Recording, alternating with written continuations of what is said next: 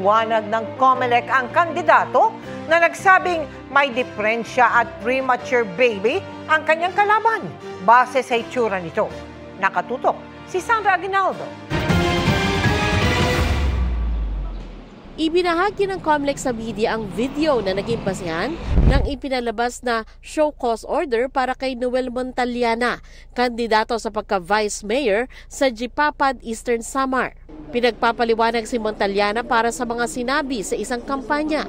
Ito ni Arbe, City Bulani sila eh. Ano ang klase? Kalawin niya yung tsura dahil iyatarpulin. Pitulit kabulan. Hindi anak siya. So, may diferensya. Ulit ko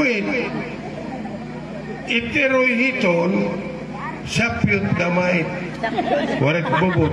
Iprotak arag bubot nasin. Ayon sa COMELEC Task Force SAFE, posibleng paglabag ito sa kanilang regulasyon kontra diskriminasyon at guidelines sa patas na pangangampanya. Binigyan ng 3 araw si Montaliana para magpaliwanag. Sinusubukan pa naming kunin ang panig ni Montaliana. Kaugnay naman sa pagbebenta ng 20 pesos kada kilo ng bigas sa ilang lugar, sinabi ng COMELEC na pwede na itong isagawa ng Department of Agriculture.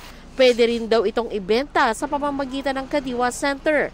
Pero kung may partisipasyon daw ang local government, gaya ng subsidiya para maibaba ang presyo ng bigas, mainam dumaan muna sa COMELEC.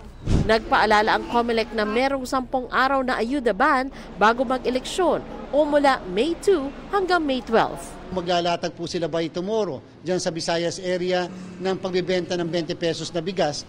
Sana po ang pakiusap lang natin, baka pwede naman after ito ma-roll out, baka pwede naman na after the election na natin isunod yung susunod na roll out para naman po hindi maakusahan na ang bigas o kanin ay napopolitika.